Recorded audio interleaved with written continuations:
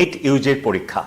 22 লক্ষাধিক শিক্ষাৰ্থীৰ জীৱনক লৈ বাৰে বাৰে হেতালি খেলা এই কাৰ্যক লৈ সমগ্ৰ দেশজুৰি প্ৰতিক্ৰিয়া জোৱাৰ উঠিছে সমগ্ৰ দেশ তুলপাৰ লাগিছে খোখিদিনা 22 লক্ষাধিক শিক্ষাৰ্থীয়ে পৰীক্ষাত বহিছিল দিন ৰাতি একাকাৰ কৰি তেওঁলোকে পঢ়া শুনা কৰি এগৰাকী সুচিকিৎসক হোৱাৰ সপোন দেখি পৰীক্ষাত অৱতীৰ্ণ হৈছিল হে মাথো কিন্তু আকৌ লাগিল খেলিমেলি আকৌ লাগিল কেনন তেওঁলোকৰ যি সপোন আছিল সেই সপোনবোৰ আকৌ থানবান কৰি দিলে প্ৰশ্নকাকত ফাদিল কেলেংকাৰীয়ে আকৌ অনুষ্ঠিত হ'ব নিট পৰীক্ষা যোৱা 3 মেত অনুষ্ঠিত হোৱা পৰীক্ষা বাতিল কৰা হৈছে আকৌ হ'ব পৰীক্ষা কিন্তু কেতিয়া পাতিব নতুন পৰীক্ষা এই পৰীক্ষাৰ বাবে লাগিব নেকি আকৌ পঞ্জীয়ন নমস্কাৰ প্ৰিয় দৰ্শক মই জয়ন্ত মাধৱ গোস্বামী আপোনাক স্বাগতম জনাইছো নিউজ 18 অসম নৰ্থ ইষ্টৰ ডিজিটেল লাইভলৈ 2024 বৰ্ষৰ নিটৰ প্ৰশ্নকাকত ফাদিল বা নিট কেলেংকাৰীয়ে সমগ্ৰ দেশ কপাই গৈছিল আৰু তাৰ পিছত ভবা হৈছিল যে পৰীক্ষাত পদ্ধতিত সংস্কাৰ সাধন কৰা হ'ব ট্ৰান্সপাৰেন্সি থাকিব স্বচ্ছতা থাকিব কিন্তু সকলো যেন আকৌ এবাৰ ফুটুকাৰ ফেনত পৰিণত হ'ল সদ্য সমাপ্ত নিট 2026 আকৌ সেই বাৰে পাছি নানান বিসংগতি আকৌ সেই নানান কেলেংকাৰীৰে এই পৰীক্ষা এতিয়া বিতৰ্কৰ মাজত সোমাই পৰিছে আৰু এই বিতৰ্ক এতিয়া থানবান কৰিলে চুৰমাৰ কৰিলে 22 লক্ষাধিক ছাত্ৰ ছাত্ৰীৰ শৈক্ষিক ভৱিষ্যত কাৰণ উচ্চতৰ মাধ্যমিকৰ পৰাই তেওঁলোকে এই পৰীক্ষাটোৰ বাবে প্ৰস্তুতি চলায় ইন্টিগ্ৰেটেড ক্লাছ তেওঁলোকে কৰে উচ্চতৰ মাধ্যমিকৰ সৈতে এন্ট্ৰেন্স এক্সামৰ বাবে প্ৰস্তুতি চলাই তেওঁলোকে ইন্টিগ্ৰেটেড ক্লাছ দিন ৰাতি একাকাৰ কৰিবলগীয়া হয় যথেষ্টখিনি উৎকণ্ঠা যথেষ্টখিনি কষ্ট অভিভাৱকৰ কষ্ট ছাত্ৰ ছাত্ৰীসকলৰ কষ্ট গতিকে এটা বিশেষ স্পৰ্শকাতৰ এটা বিষয় এই বিষয়টোৰ লগত সম্পৃক্ত হৈ আছে কিন্তু তেনেস্থলত এই ছাত্ৰ ছাত্ৰীসকল বা শিক্ষাৰ্থীসকলৰ লগত বাৰে বাৰে হেতালি খেলা হৈছে কাৰ ভুল কাৰ কোট আছে সেই বিসংগতি যাৰ বাবে বাৰে বাৰে প্ৰশ্নকাকত ফাদিল হয় ইমান এটা গুৰুত্বপূৰ্ণ পৰীক্ষা সৰ্বভাৰতীয় পৰ্যায়ত অনুষ্ঠিত হোৱা এনে এটা পৰীক্ষাত কিয় সেই সুৰুঙাসমূহ থাকি যায় কিয় সেই সুযোগ দিয়া হয় লাখ লাখ কোটি কোটি টকাৰ বজাৰ কিয় পতা হয় এই পৰীক্ষা অনুষ্ঠিত কৰাৰ নামত মেধাৰ ভিত্তিত সৰ্বভাৰতীয় পৰ্যায়ত যি পৰীক্ষা অনুষ্ঠিত কৰা হয় তাতে লাখ টকাৰ খেল কিয় খেলা হয় কিয় বিক্ৰী কৰা হয় একোটা পদ প্ৰশ্নকাকত ফাদিলেৰে নানান ধৰণৰ বিতৰ্ক নানান ধৰণৰ প্ৰশ্নৰ আকৌ এবাৰ অৱতাৰণা হোৱা পৰিলক্ষিত হ'ল ইতিমধ্যে আমি উল্লেখ কৰিছো যে নিট 2026 প্ৰশ্নকাকত ফাদিল কেলেংকাৰীৰ লগত জড়িত 15 অভিযুক্তক ইতিমধ্যে আটক কৰা হৈছে ৰাজস্থান আৰক্ষীৰ অভিযানত আটক কৰা হৈছে এই সকল অভিযুক্তক প্ৰশ্নকাকত ফাদিলৰ মূল মাষ্টাৰমাইণ্ড মনীষ নামৰ এজন অভিযুক্তক জয়পুৰৰ পৰা ইতিমধ্যে আৰক্ষী আটক কৰি তদন্ত বৰ্তমান অব্যাহত ৰাখিছে এইখিনি তথ্য ইতিমধ্যে আমি আপোনাক জনাইছো ৰাজস্থানৰ শিকাৰ জিলাৰ পৰাই প্ৰশ্নকাকত ফাদিল হোৱাৰ বিস্ফোৰক তথ্য ইতিমধ্যে লাভ কৰা হৈছে চলিত বছৰৰ এপ্ৰিল মাহতে প্ৰশ্নকাকতসমূহ ফাদিল হোৱাৰ সন্দেহ কৰা হৈছে অৰ্থাৎ পৰীক্ষা অনুষ্ঠিত হোৱাৰ প্ৰায় 15 দিন পূৰ্বে প্ৰশ্নকাকত ফাদিল হোৱাৰ তথ্য পোহৰলৈ আহিছে আৰু এই প্ৰশ্নকাকতসমূহ PDF আৰু ছপা ৰূপত প্ৰকাশ পাইছে ফাদিল হৈছে বিশেষকৈ ৰাজস্থানৰ শিকাৰ চুৰু ঝুনঝুনু আৰু দেৰাদুনলৈকে বিয়পি পৰিছিল দেৰাদুন পৰ্যন্ত বিয়পি পৰিছিল ফাদিল হোৱা প্ৰশ্নকাকত আৰু কিছু তথ্য আহিছে এই মুহূৰ্তত আমি জনাব বিচাৰিছো আমি উল্লেখ কৰিছো যে পৰীক্ষা অনুষ্ঠিত হোৱাৰ প্ৰায় 15 দিন আগতে প্ৰশ্নকাকত ফাদিল হৈছিল আমি কিছু তথ্য এই মুহূৰ্তত পুনৰ জনাম পৰীক্ষাৰ 48 ঘণ্টাৰ আগলৈকে হোৱাটছএপত শ্বেয়াৰ হৈ আছিল কুৱেশ্যন বেংক এই কুৱেশ্যন বেংক ফাদিল হৈছিল পৰীক্ষাৰ 15 দিন পূৰ্বে আৰু পৰীক্ষা অনুষ্ঠিত হোৱাৰ 48 ঘণ্টা পূৰ্বলৈকে হোৱাটছএপত এই সমূহ বিয়পি পৰিছিল বিভিন্ন ছাত্ৰ ছাত্ৰীৰ মোবাইলে ৰাসায়ন বিজ্ঞানৰ 410টা প্ৰশ্নৰ 120টা প্ৰশ্নৰ হুবহু মিলি গৈছে সেই কুৱেশ্যন বেংকৰ সৈতে প্ৰশ্নকাকত কেৰালাৰ এজন পৰীক্ষাৰ্থীয়ে প্ৰশ্নকাকত শ্বেয়াৰ কৰাৰ পিছতেই পোহৰলৈ আহিছিল প্ৰশ্নকাকত ফাদিলৰ এই ভয়ংকৰ তথ্য এইবাৰ গুৰি হৈছে ৰাজস্থান কেৰালাৰ এগৰাকী ছাত্ৰই শ্বেয়াৰ কৰাৰ পিছতেই পোহৰলৈ আহিছে প্ৰশ্নকাকত ফাদিল য'ত PDF ফৰ্মত প্ৰশ্নকাকত ফাদিল হৈছিল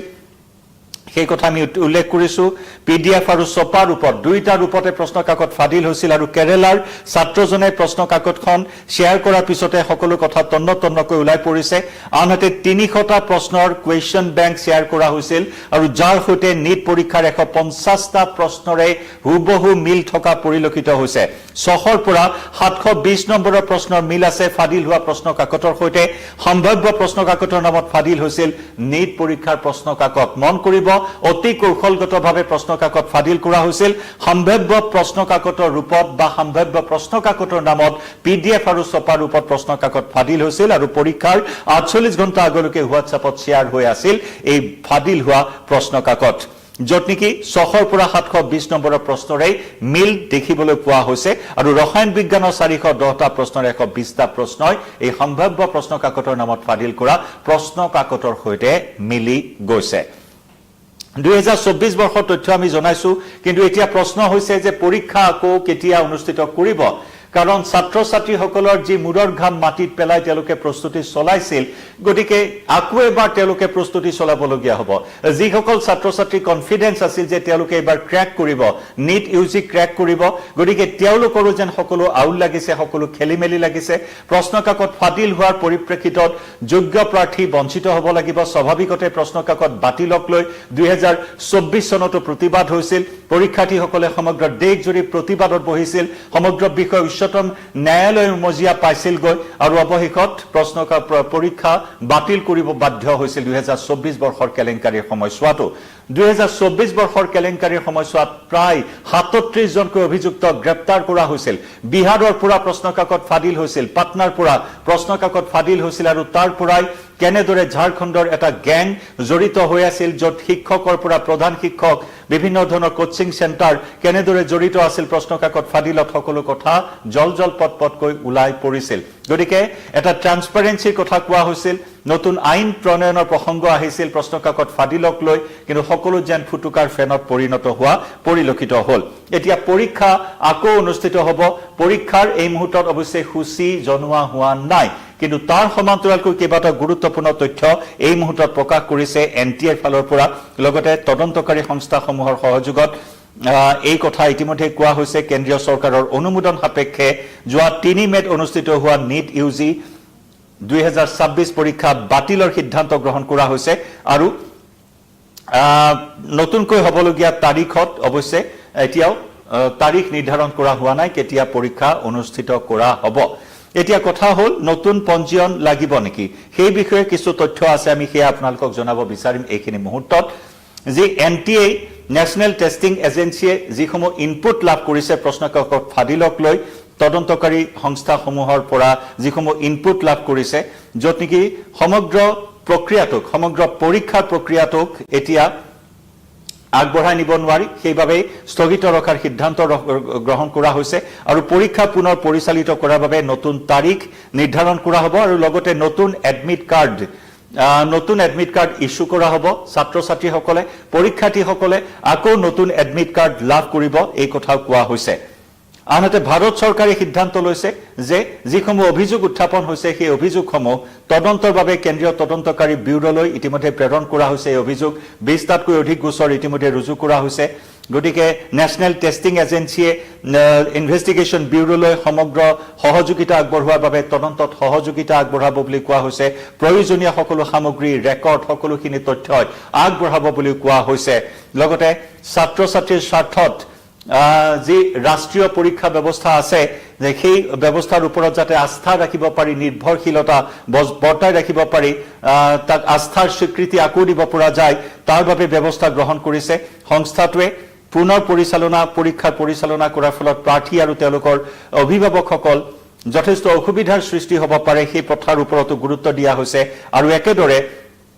এনেকুৱা ধৰণৰ এটা ভয়ংকৰ পৰিণতিক এনটিএ সহজভাৱে লোৱা নাই অত্যন্ত গুৰুত্ব সহকাৰে লৈছে নেশনেল টেষ্টিং এজেন্সিয়ে আৰু এই সিদ্ধান্ত লোৱা হৈছে যাতে আৰু আস্থা ঘূৰাই আনিব পৰা যায় এই পৰীক্ষাটোৰ প্ৰতি আৰু সেইবাবে পৰীক্ষা বাতিলৰ সিদ্ধান্ত গ্ৰহণ কৰা হৈছে এতিয়া পঞ্জীয়নৰ প্ৰসংগলৈ আহিছো 2026 চনৰ মে মাহত অনুষ্ঠিত হোৱা যি পৰীক্ষাৰ যি পঞ্জীয়নৰ তথ্য আছিল প্ৰাৰ্থিত্ব আৰু পৰীক্ষা কেন্দ্ৰসমূহ যি আছিল সেই পৰীক্ষালৈ সেই কেন্দ্ৰসমূহে আকৌ সেই পৰীক্ষাৰ বাবে ব্যৱহাৰ কৰা হ'ব সেই কেন্দ্ৰসমূহতে পূৰ্বে যিসকল ছাত্ৰ ছাত্ৰীয়ে পৰীক্ষা দিছিল একেই নম্বৰ হ'ব তেওঁলোকৰ ৰেজিষ্ট্ৰেচন নম্বৰ পঞ্জীয়ন নম্বৰ একেই হ'ব এডমিট কাৰ্ড নতুনকৈ আহিলেও তেওঁলোকৰ একেই নম্বৰ থাকিব আৰু একেটা কেন্দ্ৰতে তেওঁলোকে পৰীক্ষাত বহিব পাৰিব অৱশ্যে এই পৰীক্ষাৰ বাবে নতুন পঞ্জীয়নৰ বাবে কোনো ধৰণৰ ব্যৱস্থা নহব, নতুন পঞ্জীয়নৰ কোনো প্ৰয়োজনীয়তা নাথাকিব, কোনো অতিৰিক্ত পৰীক্ষাৰ মাচুল আৰোপ কৰা নহব, এই আশ্বাস প্ৰদান কৰিছে ছাত্ৰ ছাত্ৰী আৰু অভিভাৱকসকলক। পঞ্জীয়নৰ মাচুল নতুনকৈ লোৱা নহয়, পূৰ্বৰ পঞ্জীয়নৰ মাচুলতে হ'ব পৰীক্ষা, আৰু NTA ফালৰ পৰা এই পৰীক্ষা পুনৰ অনুষ্ঠিত কৰা হ'ব আৰু ছাত্ৰ ছাত্ৰীক ঘূৰাই দিয়া হ'ব। ছাত্ৰ ছাত্ৰীক পূৰ্বৰ যিসমূহ লোকচান, সেই লোকচানসমূহ যাতে জোৰা তাপুলি মাৰিব পৰা যায় তাৰ প্ৰতি এই গুৰুত্বপূৰ্ণ সিদ্ধান্ত গ্ৰহণ কৰিছে NTA ফালৰ পৰা। একেদৰে পুনৰ পৰিচালিত পৰীক্ষাৰ তাৰিখ এতিয়াও জাৰি কৰা হোৱা নাই আৰু নতুন এডমিট কাৰ্ড ইস্যু কৰা হৈছে। নতুন এডমিট কাৰ্ড লাভ কৰিব ছাত্ৰ ছাত্ৰীসকলে আৰু প্ৰাৰ্থী আৰু অভিভাৱকসকলক অনুৰোধ জনোৱা হৈছে যে যিসমূহ চৰকাৰী চেনেল আছে, যিসমূহ চৰকাৰী মাধ্যম আছে, সেই চৰকাৰী মাধ্যমসমূহৰ ওপৰত নিৰ্ভৰ কৰিবলৈ আৰু ছ'চিয়েল মিডিয়াত প্ৰচাৰিত যিসমূহ বাতৰি আছে সেই বাতৰিসমূহক এৰাই চলি কেৱল চৰকাৰী মাধ্যমত যিসমূহ খবৰ আছে, তথ্য আছে বা চৰকাৰী মাধ্যমসমূহৰ ওপৰত নিৰ্ভৰ কৰিবলৈ NTA ফালৰ পৰা ছাত্ৰ ছাত্ৰী, শিক্ষাৰ্থী তথা অভিভাৱকসকলক সেই অনুৰোধ জনোৱা হৈছে। একে সময়তে দুটাকৈ হেল্পলাইন নাম্বাৰ মুকলি কৰা হৈছে। আমি পুনৰ জনাওঁ, দুটাকৈ হেল্পলাইন নাম্বাৰ মুকলি কৰিছে। যিসকল ছাত্ৰ ছাত্ৰীয়ে পুনৰ পৰীক্ষাত বহিব লাগিব, যদি কিবা খুদুৱনি আছে মনত, যদি কিবা আশোৱা আছে মনত, যদি কিবা কনফিউজন আছে, সেই কনফিউজনখিনি দূৰ কৰাৰ বাবে বা পৰীক্ষা অনুষ্ঠিত কৰাৰ ক্ষেত্ৰত জানিবলগীয়া কথাখিনি জানিবৰ বাবে দুটাকৈ হেল্পলাইন নাম্বাৰ মুকলি কৰা হৈছে। আমি আপোনালোকৰ জ্ঞাতাৰ্থে জনাব বিচাৰিছোঁ, যদি কোনো নিটৰ পৰীক্ষাৰ্থী আমাৰ এই ডিজিটেল লাইভ চাই আছে, যদি কোনো অভিভাৱক আছে, যদি কোনো সচেতন ব্যক্তি আছে, আপোনাৰ ওচৰ চুবুৰীয়া, আপোনাৰ আত্মীয় নিট এক্সাম দিছে, তেতিয়াহ'লে এই হেল্পলাইন নাম্বাৰ দুটা আপোনালোকে দিব পাৰিব সংশ্লিষ্ট প্ৰাৰ্থীগৰাকীক। গতিকে হেল্পলাইন নাম্বাৰ দুটা নোট কৰি ল'ব। আমি জনাব বিচাৰিছোঁ হেল্পলাইন নাম্বাৰ হৈছে 011-4075-9000। আকৌ এবাৰ জনাইছোঁ 011-4075-9000। অন্য এটা হেল্পলাইন নাম্বাৰ হৈছে 011-69227700। আকৌ জনাইছোঁ 011-69227700। এই দুটা হেল্পলাইন নাম্বাৰ মুকলি কৰা হৈছে আৰু নতুবা হেল্পলাইন ৱেবছাইট এটা দিয়া হৈছে neetug@nta.ac.in। ইয়াতো যোগাযোগ কৰিব পাৰিব যিসকল ছাত্ৰ ছাত্ৰীয়ে পৰীক্ষাত আকৌ বহিব লাগিব। মুঠৰ ওপৰত এটা চূড়ান্ত বেমেজালি, চূড়ান্ত খেলিমেলি, যাৰ বাবে 22 লক্ষাধিক ছাত্ৰ ছাত্ৰীৰ জীৱনক লৈ হেতালি খেলা এটা কাৰ্য এই মুহূৰ্তত, যাক লৈ সৰ্বত্ৰ প্ৰতিক্ৰিয়াৰ সৃষ্টি হৈছে। 2024 বৰ্ষৰ প্ৰসংগলৈ যদি আহোঁ, 2024 বৰ্ষতো এই কেলেংকাৰীয়ে সমগ্ৰ দেশজুৰি এক চৰ্চাৰ বিষয় হৈ পৰিছিল, বিতৰ্কৰ বিষয় হৈ পৰিছিল। 5 মে 2024 অনুষ্ঠিত হৈছিল নিট UG 2024 আৰু সেই প্ৰশ্নকাকত পৰীক্ষাৰ পূৰ্বে ফাদিল হোৱাৰ অভিযোগ উত্থাপন হৈছিল আৰু লগতে CBI তদন্ত কৰিছিল। CBI তদন্তত অনুধাৱন কৰি, বিষয়টোৰ গুৰুত্ব অনুধাৱন কৰি, বিষয়টোৰ গভীৰতা অনুধাৱন কৰি কেন্দ্ৰীয় চৰকাৰে তদন্তৰ ভাৰ CBIক অৰ্পণ কৰিছিল 2024 চনৰ কেলেংকাৰীৰ। আৰু CBIয়ে ঝাৰখণ্ডৰ হাজাৰিবাগ সহ বিভিন্ন স্থানৰ পৰা প্ৰধান শিক্ষক, উপ প্ৰধান শিক্ষক সহ বহু দালালক গ্ৰেপ্তাৰ কৰিবলৈ সক্ষম হৈছিল। মাষ্টাৰ মাইণ্ডক গ্ৰেপ্তাৰ কৰা হৈছিল। 2024 প্ৰশ্নকাকত ফাদিলৰ মূল মাষ্টাৰ মাইণ্ড সঞ্জীৱ কুমাৰ ওৰফে সঞ্জীৱ মুখিয়াক গ্ৰেপ্তাৰ কৰিছিল, যিয়ে নেকি এটা আন্তঃৰাজ্যিক চক্ৰৰ সৈতে জড়িত থকাৰ তথ্য পোহৰলৈ আহিছিল। গ্ৰেছ মাৰ্কৰ প্ৰসংগ আছিল 2024ত 1563 গৰাকী শিক্ষাৰ্থীক প্ৰদান কৰা গ্ৰেছ মাৰ্ক বাতিল কৰা হৈছিল আৰু তেওঁলোকৰ বাবে পুনৰ পৰীক্ষা অনুষ্ঠিত কৰা হৈছিল। আৰু একেদৰে 2024 চনৰ কেলেংকাৰী যদি আমি প্ৰসংগ কওঁ, তেতিয়াহ'লে আৰু কিছু তথ্য জনাব বিচাৰিম। হয়তো আপোনালোকৰ আটাইৰে মনত আছে সঞ্জীৱ মুখিয়া যি মাষ্টাৰ মাইণ্ড আছিল, সঞ্জীৱ মুখিয়াক গ্ৰেপ্তাৰ কৰাৰ লগতে সমগ্ৰ দেশৰ পৰা 37ৰো অধিক অভিযুক্তক গ্ৰেপ্তাৰ কৰা হৈছিল। বিহাৰৰ পৰা, পাটনাৰ পৰা বহু দালালক গ্ৰেপ্তাৰ কৰা হৈছিল, য'ত নেকি এটা গ্যাং জড়িত হৈ আছিল। এই গ্যাংটো আছিল সালভাৰ গ্যাং। সালভাৰ গ্যাঙৰ সদস্যসকলে এই সমগ্ৰ কেলেংকাৰীটো কৰাৰ তথ্য লাভ কৰিছিল CBIয়ে। আনহাতে বিহাৰৰ অৰ্থনৈতিক অপৰাধ শাখাই 2024 চনত ৰুজু হোৱা দুটাকৈ গোচৰকে ধৰি মুঠ 5টা গোচৰত দানাপুৰৰ পৰা সঞ্জীৱ মুখিয়া আৰু আন দুজনক গ্ৰেপ্তাৰ কৰিছিল। 2023 চনৰ শিক্ষক নিযুক্তি পৰীক্ষাৰ প্ৰশ্নকাকত ফাদিলৰ ঘটনাৰ মূল অভিযুক্ত আছিল সেইজন সঞ্জীৱ মুখিয়া আৰু যাৰ পৃষ্ঠপোষকতাতে 2024 নিট ইউজিৰ প্ৰশ্নকাকত ফাদিল হৈছিল সেই কেলেংকাৰী সংঘটিত হৈছিল গতিকে সিবিআই বিষয়াই বহুখিনি তথ্য উদ্ঘাটন কৰিবলৈ সক্ষম হৈছিল প্ৰতিযোগিতামূলক পৰীক্ষাৰ ফাদিল হোৱা প্ৰশ্নকাকত সমাধানৰ বাবে একাংশ নিযুক্তি দিয়া হৈছিল বুলি জানিব পৰা হৈছিল গতিকে এনেকুৱা ধৰণৰ এটা গ্যাং জড়িত হৈ আছিল আৰু তাৰ পিছতে এখন আইন প্ৰণয়নৰ কথা প্ৰসংগ আহিছিল আৰু যি আইনৰ জৰিয়তে নেকি তদন্তৰ পিছত দোষী সাব্যস্ত হোৱা প্ৰশ্নকাকত ফাদিল কেলেংকাৰীত দোষী সাব্যস্ত হোৱা দোষীৰ বাবে কঠোৰ শাস্তিৰ ব্যৱস্থা কৰা হৈছিল সেই আইনত পৰীক্ষাত অনিয়ম ৰোধ কৰিবলৈ চৰকাৰে নতুন আইন প্ৰৱৰ্তন কৰিছিল য'ত 10 বছৰ পৰ্যন্ত জেল আৰু 1 কোটি টকাৰ জৰিমনা ব্যৱস্থা গ্ৰহণ কৰা হৈছিল সেই প্ৰক্ৰিয়াত বা সেই নতুন আইনত কিন্তু সকলো যেন ফুটুকাৰ ফেনত পৰিণত হ'ল আৰু সকলোকে উপহাস কৰি এই কঠোৰ আইনকো ভেঙুচালি কৰি আকৌ এটা দালাল চক্ৰই সক্ৰিয় হৈ পৰীক্ষা অনুষ্ঠিত হোৱাৰ 15 দিন পূৰ্বেই ফাদিল কৰিলে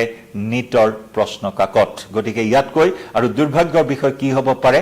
ইমান এটা কঠোৰ নীতি নিয়মৰ মাজেৰে পৰীক্ষা অনুষ্ঠিত কৰাৰ পিছতো কাৰ সুযোগ লৈ কোট সেই সুৰুঙা আছে সেই সুৰুঙা উৎখাত কৰিব পাৰিবনে নাই তদন্তকাৰী সংস্থাসমূহে ইয়াকে লৈও কিন্তু সচেতন ৰাইজে এই মুহূৰ্তত প্ৰশ্ন উত্থাপন কৰিছে প্ৰিয় দৰ্শক কিভাৱে এনে ধৰণৰ ছাত্ৰ ছাত্ৰীৰ জীৱনক লৈ হেতালি খেলা কাৰ্যক এনটিএৰ এই ধৰণৰ প্ৰক্ৰিয়া বাৰম্বাৰ কিয়